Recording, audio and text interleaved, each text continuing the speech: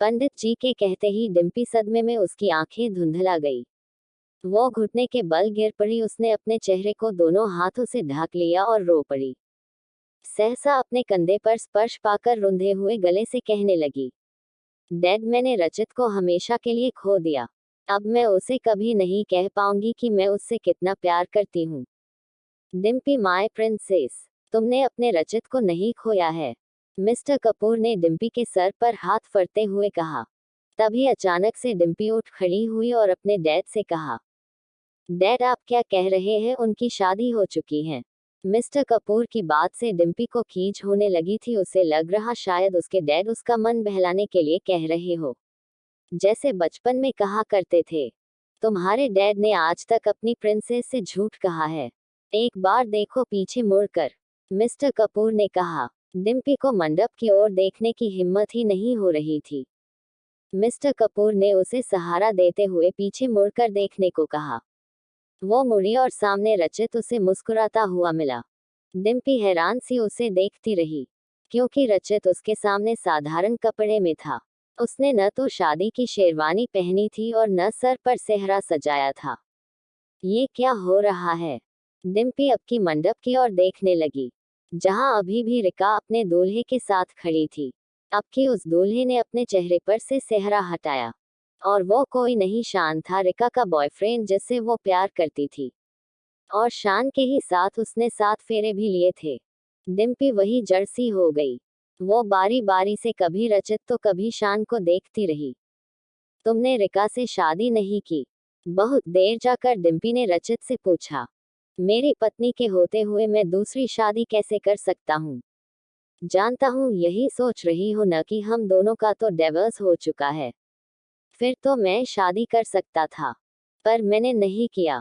जानती हो क्यों? क्योंकि मैं तुमसे प्यार करता हूँ, बहुत ज्यादा प्यार, और कोई भी मामूली से कागज मेरे प्यार को मिटा नहीं सकती। इसलिए तो बचपन से लेकर आज तक कोई लड़की मेरे दिल में बसी ही नहीं, क्योंकि वहां तुम जो रहती हो। रचित डिम्पी की आंखों में देखकर कहता। इस समय दोनों की आंखें नम होने को आई थी। मैंने महसूस किया था प्यार को रचित, और तुमसे कहना भी चाहती थी, लेकिन तुम और रिका शायद बहुत ज्यादा उन दिनों करीब आ गए थे। डिम्पी ने नजरें चुराते हुए कहा। उस पल का दर्द फिर से टिस गया दिल में। तभी रिका आती हुई कहती, ऐसा कुछ नहीं था डिम्पी मेरे और रचित के बीच। तुमने जो कुछ भी देखा वो सिर्फ तुम्हें दिखाने के लिए किया गया था, और कुछ में तो रचित शामिल भी नहीं था। शादी के पहले रचित के साथ मेरी नजदीकियां सिर्फ तुम्हें रचित के लिए जेलस फील कराने के लिए था। सगाई वाले दिन मेरी सगाई रचित से नहीं, शान से हुई थी। जब अचानक से लाइट चली गई तब हमने अपनी अपनी रिंग खुद ही पहन ली, और पार्टी खत्म होने के बाद शान घर पर आया और हमने रचित के कमरे में रिंग एक्सचेंज की।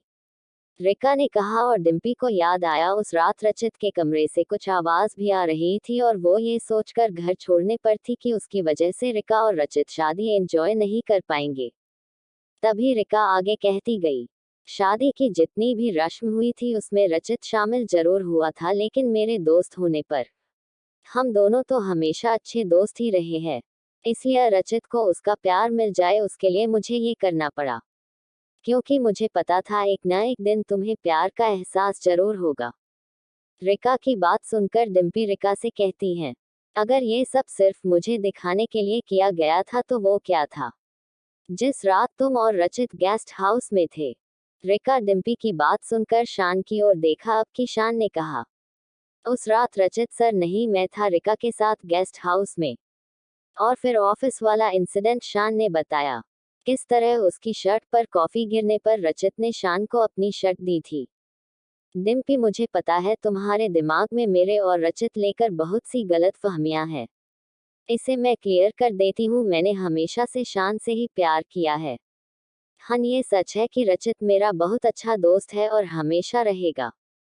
और रही बात कल रात की, तो कल रात शान ही मेरे कमरे में आया था। सब कुछ सुन लेने के बाद डिम्पी को एहसास हुआ कि वो कितनी गलत सोचती रही रचित और रिका के बारे में, जबकि वो दोनों तो उसकी ही हेल्प कर रहे थे। डिम्पी को खुद पर गुस्सा आने लगा। उसने कसकर अपनी आंखें भींच ली। तभी रचित ने उसका हाथ थामते हुए कहा। डिम्पी ने अपनी आंखें खोली।